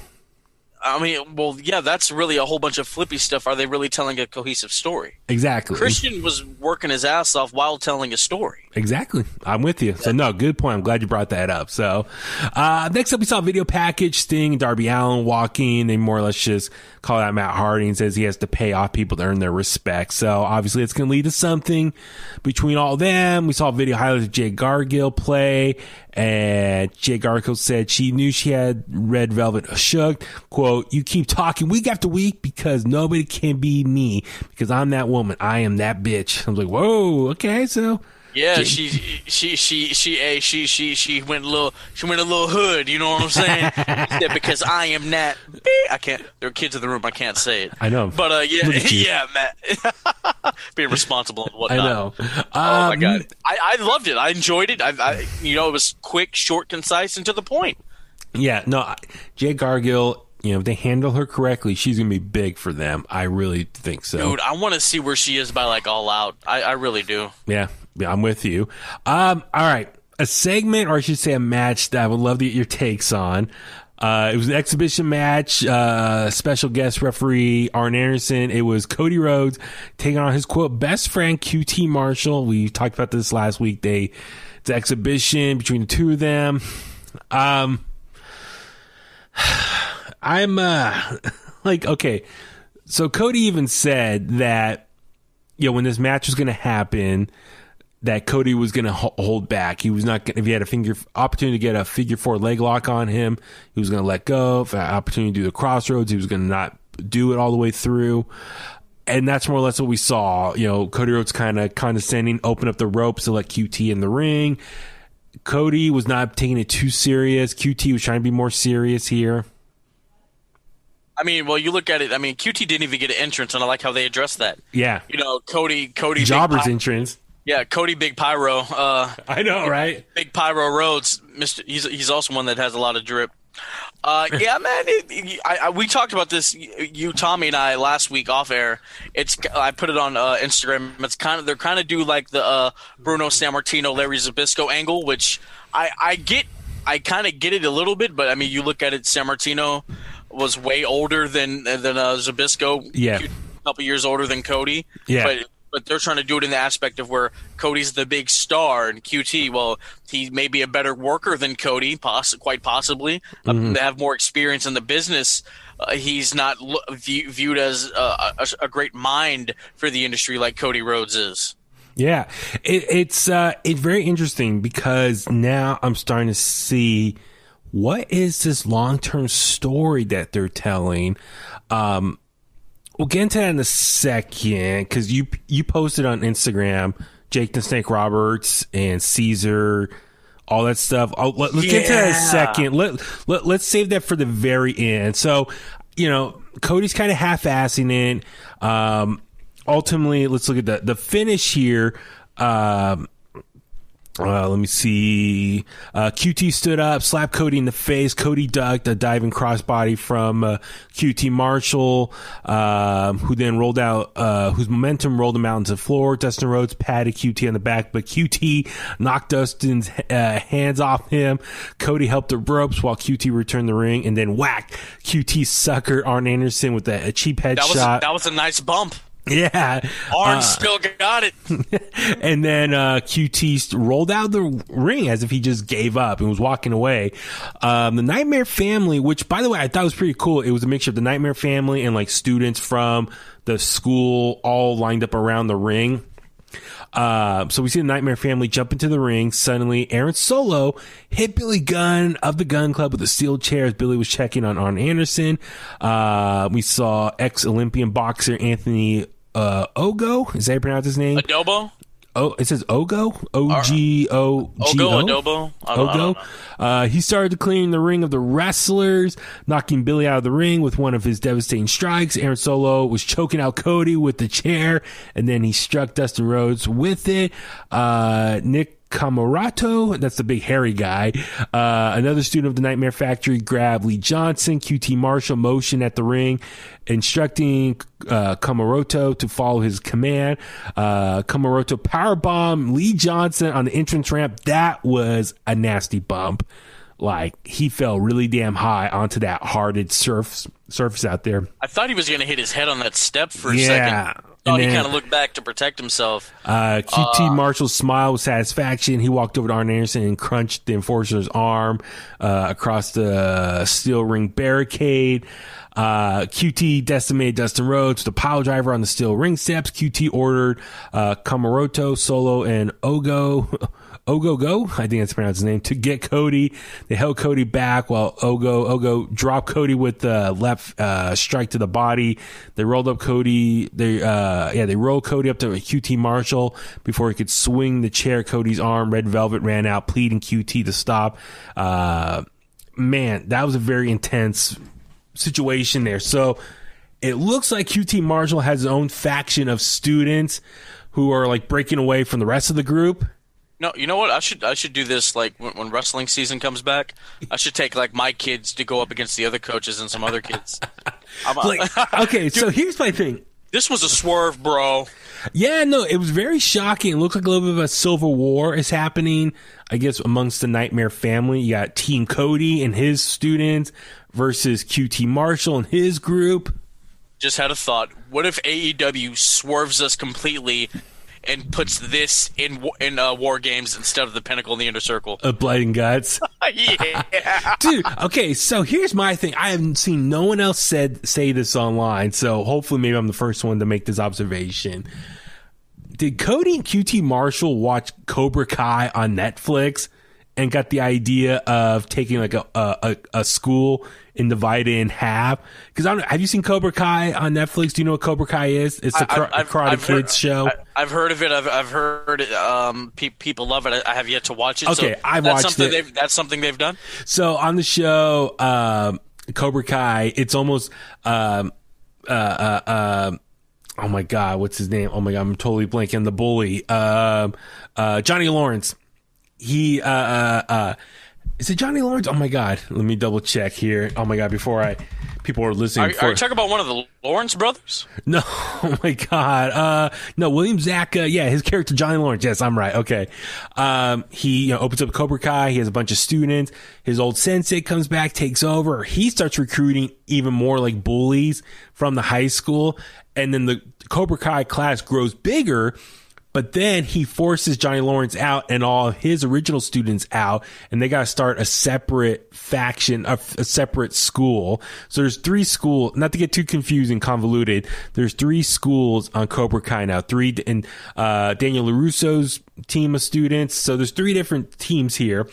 But anyway, it just feels like Cobra Kai, where you had one group, they split off into another team, and then there's another group there. So that's what I'm saying. This whole QT Marshall, Cody Rhodes, Nightmare Family, School of Students, it feels like an episode of Cobra Kai, how this is playing out, of a civil war of sorts. I don't know, man. I mean, we've seen like pop culture stuff like that, in Cody's work before with, he had that one entrance. I think it might have been at Revolution last year when he was wearing the Star Trek shirt and whatnot. Yeah, speaking of Star Trek, shout out to William Shatner going to the WWE Hall of Fame. And then I saw Aaron Solo, he took the blood from Dustin and had it smeared on his face. Oh, yeah, he was supposed to be Mr. Bailey, right? That's what he's been known for the longest time, just Mr. Bailey. Which, by the way, where's Bailey? She could have a match at WrestleMania? Probably not now. It's a damn shame. Her and Charlotte. Nothing shame. booked for WrestleMania so far. Anyway, that's a separate story. The blood thing was cool, but I'll get into it a little bit later with the Pinnacle stuff. There was a lot of blood this night, and I thought it lost a little bit of value, visual impact, which we'll get into later. For me, it's like, okay, this is kind of cool. Like, we're seeing, like, 2 factions being built, like Cody's team and QT Marshall's team of students. But for me, it was like, I don't really care about this storyline. Because you and I, we talked about this. We don't care about QT Marshall getting this much TV time. What's so special about him? QT Marshall, I don't think he's that interesting. I just don't care what he has to do or say on TV. I think there's so many better people on the roster who deserve more of the story time on Dynamite every week. So I'm like, why is QT Marshall getting all this love on TV? And then on top of that, these guys that are joining him, I don't know who any of them are. I don't care. I guess they get a lot of matches on AEW Dark, but I'm you're going to learn who they are, baby Huey. I mean, QT's probably the best worker in the back. Oh, my God. You know? Well, that's my thing. It's like, is this story going to play out on Dynamite, or is this going to be a story that's just going to be on Elevation now? It's going to be on Elevation on Britt Baker's The Waiting Room. I know, exactly. So, I don't know. It's like, do I want to care? Is this going to be some young faction? I mean, I guess it's cool. Good for these students who are going to get some probably more screen time. But at the end of the day, it's like, is this really going to help Dynamite, in the long term? Who's the big hairy dude? Nick what? Camarodo. I want to see him versus Cody. I want to see Cody bump for that guy. Just bump all day. So we'll get into it more. We'll see how this more plays out. I want to give the benefit of the doubt. They're going to make this fun and interesting. But I just think for the most part, these are people that we don't care about, and they're probably just going to be mostly on Dark. So is this just going to set up a storyline? It's going to be more on Dark? I don't know. So we'll see. Anyway, next up we saw Ethan Page and Scorpio video package. How they both feel like they're being mistreated, and they announced that they're going to be teaming up for a match on Elevation, and I just shook my head after this promo. Hold up. Ethan, you just got there. Yes. You just got there. Scorpio, I can understand that. You grabbed the brass ring, which that was still stupid. And you lost. I understand that. Look, Ethan Page, I'd like to see him as a singles guy. Scorpio Sky, I'd love to see him as a singles guy. I told Scorpio Sky, dude, you're going to be a star. And he was like, oh, thanks, man. I want to see that come to fruition. I want to see that dude as a star. He's great. He has a good look. He's athletic. He's charismatic as all hell. I want to see Scorpio Sky as the AEW World Heavyweight Champion. Me too. I'm with you. I think he is world champion material. But that's the thing. Ethan Page left Impact Wrestling. He left the North, one of the greatest tag teams of this era. And it was like, okay, he's left to go to AEW, and is he going to get a big singles run? Made a big debut at the pay-per-view. They were so badass. Huh? I'm sorry to cut you off like that, but the North was so badass. I know. It was like, okay, he got a big singles debut at the pay-per-view, and you thought I was going to get a big push. Hasn't been on TV since. And it's like, you left one tag team to go start a new tag team in AEW with Scorpio Sky, some random person. Like, I just don't get it. Like, I'm frustrated. It's like, dude, give Ethan Page more TV time by himself, and Scorpio Sky as well. Have them have two separate strong singles pushes. Either one of them deserve more TV time than QT Marshall. God. What did I just tell you? QT's one of the best workers in the back. He's one of the best to ever do this since Nature Boy Buddy Landel. Oh, my God. This is Philip trolling me now, Kliqsters. Don't take him seriously. All right. One of the best to do it. He's laughing. One of the best to do it since Austin Idol. Austin Idol, that Las Vegas leg lock, better than the figure four. Austin Idol. Jesus. He started Idol Mania. It was his idea. Yeah, he's running wild, brother. I know. It was all his idea. I don't know, man. I'm not sure. If they call the tag team Salt and Pepper, I'll forgive it. I'm just saying, man, it's like Ethan Page was a big free agent signing. He's been in a tag team, and then you think he's going to get a big singles run on his own on his new company. Instead, he's just being put into another tag team. It's like, what the hell, man? I don't know. All right. Next up, we saw Dasha interview Red Velvet, who's ambushed by Jay Gargill. So it looks like their storyline's far from over. So that's going to be more matches between the two. See John Moxley take on Cesar Bononi. Ryan Nemeth and JD Drake join him ringside. So Cesar Bononi has his own faction. When did they become a group, bro? Like, actually, I Dark played in the background, and I'm like, is that JD Drake? I remember him from when Evolve had that live show on the network when Austin Theory was like champion. Oh, really? Drake was champion, and they did the title for title thing. Oh my God! Wait, let me double check. Yeah, he was like the WWN champion or WXW, something like that. Whatever promotion that was. Real G. Okay, I'm just looking it up. Yeah, I didn't know much about him. It was that live special where Shotzi Blackheart like flew into all those chairs. Yeah. Okay. Gotcha. So anyway, I guess they're a faction now because Cesar Bononi. I thought he was like working with that. Who's the skinny guy that was trying to be like Rick Rude, wannabe lover? Pretty Peter Avalon. Yeah, like they were a thing, and now they're not no more. So we can't just keep putting wrestlers together. Like who's by themselves now? So should we talk? Kiss? Wait, let me see. Is this a good spot to talk? I guess we could talk about that right now. Do you think? Okay, the big question is there too many factions in AEW? Yes, there are. There are. What were there, like 11 factions? There's too many. I mean, shout out with Cindy G. She tweeted out a list that she created. Well, I put out the list up for AEW actually. Okay. Yeah. Let me see if I have it here. Let me take a quick scroll on my Twitter. So Cindy, this is what she tweeted out. List of AEW factions. You got Inner Circle, you got Death Triangle, Nightmare Family, The Pinnacle, Jurassic Express, Best Friends, Kit, Miro, and Penelope, Hardy's Family, Empire, Family Office, The Dark Order, The Elite, QT's Crew. She got a lot of responses on this tweet, which is good for her. You tweeted. Oh yeah, you tweeted out too. So the Bullet Cast put out Inner Circle, Pinnacle, Nightmare Family, Death Triangle, Jurassic on Instagram, Team Taz, Kenny Omega, and the Good Brothers. I mean, there's so many factions. That's way too many. We don't need that many factions. I don't know what's going on, man. Are we? How many does Japan have? They only have. I think Japan has like 4 big ones, right? Bullet Club. Well, that's the thing. Like in Japan, you have to be in a faction. You have to be. Yeah, like that's the thing over there. You have to be because you notice like nobody's not in a faction over there. Well, it's crazy. Like everyone's like, oh, see, New Japan has a lot of factions. Like, no, they have like just big group ones. But even still, I think that NWO 2000 over there in Japan. Well, that's the thing. It's like even then, I think it's a little overkill over there. It's like, really, do you need that many factions? Even in that's what we'll go back to earlier. WWE, when they do have a faction, it's a bigger deal. It makes sense.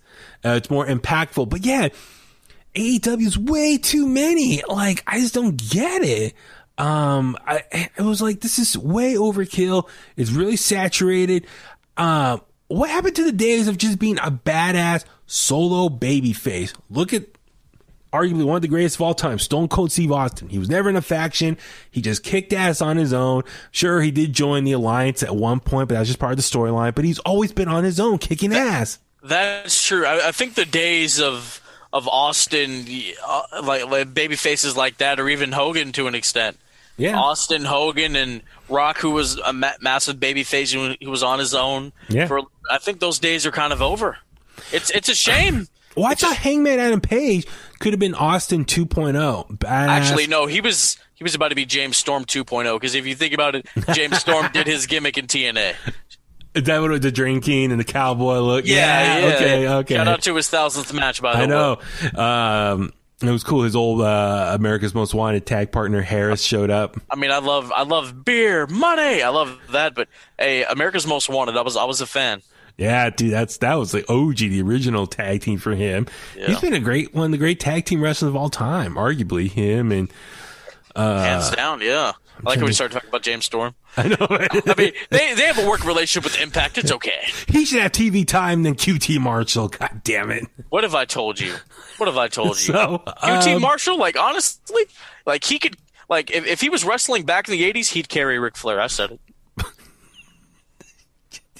Honestly, if QT was wrestling back in the '80s, Flair wouldn't even be in the Horseman. That'd be QT spot. Yeah, I know what I just said. It'd be QT, Arn, Tully, J.J. Dillon, and Barry Windham. Tearing it up in the Omni, tearing it up in the Cow Palace, tearing it up in Shanghai and Abu Dhabi. Yeah. Oh, my God.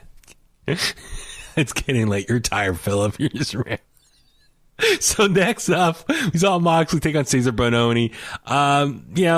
Good solid match here. Ultimately, Moxley set up Bononi on the top to hit a suplex. Moxley applied a cross arm breaker, but JD Drake distracted referee Paul Turner as the ref had his back turned. Nemeth jumped in the ring. Mox neutralized Nemeth with a paradigm shift DDT.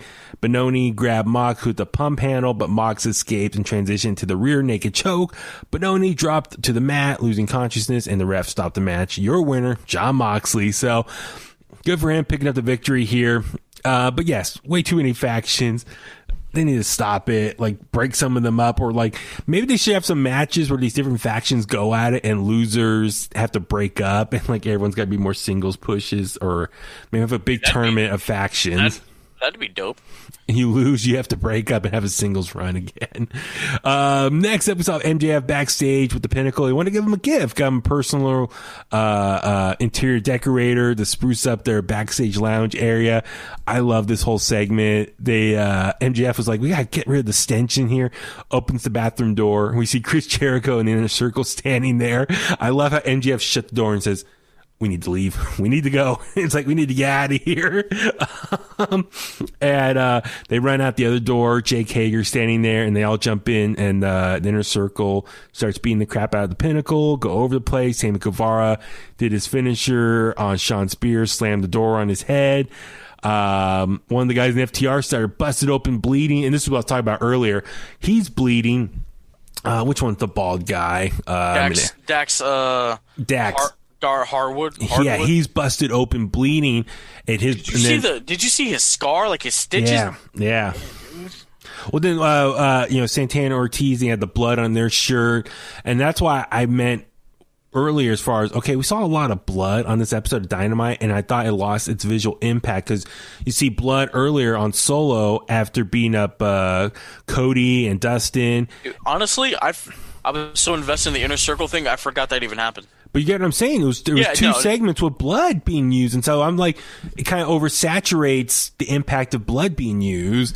Like, I know AEW, they're more cool with just doing blood when it's needed, if it adds to the storyline, while WWE tries to avoid blood at all costs. But AEW, in this situation, they did blood in two different segments, and that's why I'm like, it loses its value. We see it so much. Now, maybe Dax, when he got hit in the head, maybe that been by accident. He got busted open hard way. But still, I'm just saying, it was just kind of like a little bit overkill. It was cool they threw one of the guys in that ice bath. By the way, that ice bath that was in the middle of surrounded by the couches, what kind of setup was that? That was kind of odd setup. Maybe they like to be in an ice bath while they're chopping it up. I don't know. So, but what do you think about this whole segment of the two groups going at and beating each other up? I really enjoyed it. We got that evil kind of Inner Circle back for a little bit, and we got like an OG Jericho where he was like, the worst is yet to come. Yes, so shout out him and Shawn Michaels, 2008? Yeah, when he went through the Jeritron and he messed up his, oh God, Shawn. Yeah. When Jericho turned on Shawn. So yeah, very cool stuff to call back there. Enjoyed this stuff. So their feud is far from over. Next up, we saw Alex Marvez backstage interviewing the Young Bucks. Don Callis interrupted them. Nick Jackson walked away, but then Callis ordered Marvez to leave. Callis said he didn't know how to reach Matt, asked him if he was dead inside, and then he slapped him across the face. Matt was furious, grabbed Don Callis by the collar, but Matt finally relinquished. So he just showed great restraint right there. So I'm surprised Matt did not beat the crap out of Don Callis right there, but I guess he's really trying to show restraint. So it's like they're slow burning. Eventually, the Young Bucks beat the crap out of Kenny Omega and Don Callis. Do you think this is taking too long to get to that point, or you want to see this happen? It should have happened this week. We're in April now. Double or Nothing's at the end of May. I don't know. Do it. They love long-term storytelling. Mm-hmm. Do it for maybe another 2 to 3 weeks and just make it happen. Yeah. So I was really surprised that Matt did not beat the crap out of Don Callis right there. Next up was a trios match. So it was Kenny Omega and the Good Brothers taking on the Lucha Brothers along with Laredo Kid. Very fun match. High pace. A lot of high spots here. Don Callis was on commentary. What'd you think of this match here? It was kind of slower because in the beginning it was slow. Yeah. It really worked on Laredo Kid. That's the pace that the Good Brothers work. Yeah. Let's see. So Laredo Kid springboarded from the top rope, but Omega caught him with a power bomb, followed up with a V-trigger. Laredo Kid kicked out. Omega attempted a one-wing angel, but Laredo Kid counter and then blasted Omega with an absolutely tremendous tope suicida. Back in the ring, the Good Brothers and the Lucha Brothers slugged it out. Laredo Kid snatched up Omega, spiked him with Michinoku driver. Kenny kicked out. Omega avoided a splash off the top rope from Laredo Kid. Kenny Omega followed with the V-trigger and then nailed Laredo Kid with a brutal one-wing angel. Kenny Omega got the pin. So, man, I really wish Laredo Kid was in AEW full-time. I think he'd be a good addition for the Lucha Brothers and their whole faction there. Here we are talking about factions one more time. Don Callis skipped down to the ring to help his team celebrate. John Moxley rolled out into the ramp. The Young Bucks joined him out there. The Bucks and Moxley charged the ring, and then Omega and Good Brothers turned and ran. When the Bucks came out, I thought they were going to super kick Mox. Really? Yeah, I thought they were going to do that one, but so, no. Yeah, it looks like Young Bucks and Moxley are on the same page now. So I'm guessing we're going to get a 6-man tag pretty soon. That's my guess, right? That's going to happen here. 6-man tag team death match for the new for the new trios titles. Another titles added to AEW. Next we saw Nyla Rose and the Bunny take on Hikaru Shida and Tay Conti. Tay Conti looked great in this match. I mean, in her short time that she's been in more TV time, she's been delivering. I think it just shows a lot of the skills that she probably learned in WWE, the Performance Center, and NXT. Really sad that she didn't get much more of an opportunity in NXT, but I'm glad she's in AEW to shine now. I mean, Tay Conti's zipper sound effect, big time. Yeah, yes, her. She, she's an attractive girl. She's been doing the damn thing, and I like it. Yeah, I think she's really getting into contention for that women's championship. Mm-hmm, absolutely. Tay Conti avoided a clothesline attempt by the Bunny, blasted her with the Tay KO, covered Bunny, but Nyla Rose broke up the pin. Shida launched off the back of Tay Conti with the knee strike to Nyla. Then Shida jumped to the outside on the Butch and the Blade, Private Party, but they caught her, held her up. Tay Conti saw this, jumped onto the pile, wiping them all out. Back inside the ring, the Bunny took out Tay Conti with Shida's kendo stick while Vicky Guerrero distracted the ref, Aubrey Edwards, and the Bunny sent Conti down the rabbit hole with her finisher and then pinned her for the victory. So, all right, things far from over. We're going to see more of this, different women here go at it some more here. It's really interesting how Matt Hardy's whole group has grown in size. So, all right, next up was the main event, Arcade Anarchy. Chuck Taylor and Orange Cassidy take on Kip Sabian and Miro here. What'd you think of the setup here? All it was like a hardcore match, but using arcade parts and games around the ring. They had a lot of the vintage arcade games booth setup. I kind of felt like that's what they were going to do. I've only seen like the layout. Like I said, I didn't watch the match because I wasn't into this story. It's gone on for too long. It's stupid. Like 4 grown men are having a blood feud over some video games.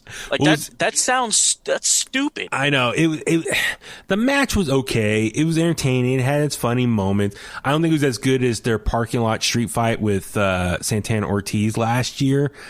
But nonetheless, it was still pretty entertaining. Now, I saw all the vintage arcade games back there. I'm like, oh my God, are they going to ruin those by like falling into them, breaking them?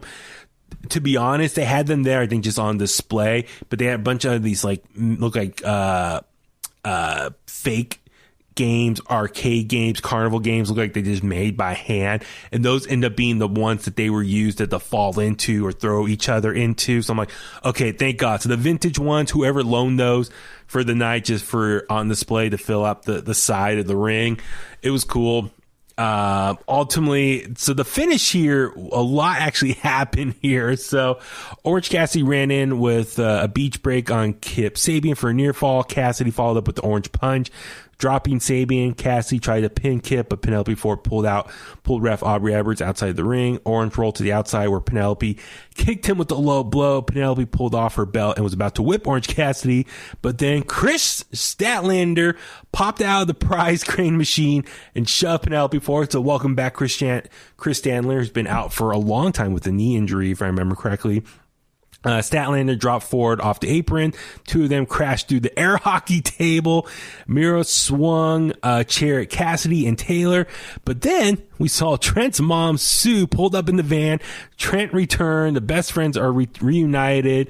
The best friends club Miro, making him pay up for lost time. Miro bludgeoned back and struck with some thrust kicks. Trent clubbed at Miro with some forearms.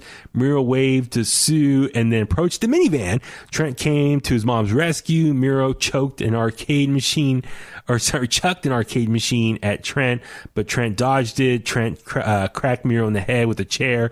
Trent speared Miro through a table. Chuck Taylor grabbed Kip Sabian and jumped off the stage with a running power slam through the stage below. Chuck Taylor pinned Kip Sabian. The best friends picked up the victory. Big happy ending. The best friends reunited in the ring. All three hugged them out. Excalibur said, give the people what they want. Then Chris Statlander came in the ring. They hugged her as well. Very happy ending. The crowd was very happy, cheering them on as Arcade Anarchy came to an end. So, for as goofy as it was, at least it ended on a happy note. I'll give them that. Now, it's like, okay, in this storyline, move on now. Couple things. Forgot Chris Statlander. I forgot she even existed. That you said air hockey. Have you ever been so into air hockey and you get that finger hit by a puck, boy? I've been ready. Like, I've been ready to fight people over Uno. I've been ready to fight people over that too. Exactly. Yes, sir. Very happy to see Chris Statlander back. I think she'll add some more depth to the women's division. So hopefully, things start turning around for them. And then, it makes me wonder, when you said like this storyline was way too long, dragged out, I wonder if it was dragged out on purpose until Trent was healed and therefore can come back and make the big return and save and help win. And ultimately best friends get the last laugh in this whole storyline. Because remember, what was it? Kip Sabian and Miro got the big victory, right? Over, was it the win at the pay-per-view? Did they win there? I can't remember now. It's been going on for so long, you don't remember. Exactly. So I was like, we all thought that was going to be the end of the storyline. But no, they had one more match, the Arcade Anarchy. So anyway, it makes sense. They probably want to do this one more match because they knew Trent was coming back off injury. And they're like, okay, we can add one more exclamation point to the storyline and have Trent help them get one last big victory. So now I hope they all can move on from this. So we shall see. So overall, it was an okay episode of Dynamite. It wasn't, I know a lot of people liked this. I thought it was okay. I was frustrated with some of the story beats on this show, but hopefully things will get better on the next episode. I enjoyed the Chris Jericho, the return to Inner Circle, beat up the Pinnacle. I enjoyed that. Main event was okay. I thought too much blood was being used. It really lost its value, but overall, solid show from AEW Dynamite. So much to be talked about on tonight's episode. Philip, let's go ahead and start wrapping things up. Where can the Kliqsters find you online? You can find me on the Twitter and the Instagram, at Heel Antwine, HeelAntwine. The Bulletcast on Instagram, The Bulletcast on YouTube, at Bulletcast on Twitter, Cheek Lake TV on, what is that? We have an Instagram, we have a YouTube, Complex Conversations on Twitter, on Instagram, on YouTube. We're all over the damn place. Stay clean, stay strong, stay safe, get vaccinated. Diamonds are forever. So is the Microphone Messiah. And I just want to put this out there. I feel really bad for the NXT roster on Wednesday and Thursday night because they are going to have to do what I do every time I record a podcast or every time I speak into a microphone in any sort of capacity. Stand and deliver. Wow. Man. I got goosebumps, man. I'm Baby Huey. Follow me on Facebook at Baby Huey Official, Twitter and Instagram at Baby Huey83. For everything else, follow In The Kliq at In The Kliq on Facebook, Twitter, Instagram as well. Subscribe to us on your favorite podcast platform, Apple Podcasts, Spotify, Google, YouTube, inthekliq@gmail.com. Click the link in our bio on wherever social media page you follow us. Get the merch from us. And on that note, let's go home. And that's the bottom line because Huey said so.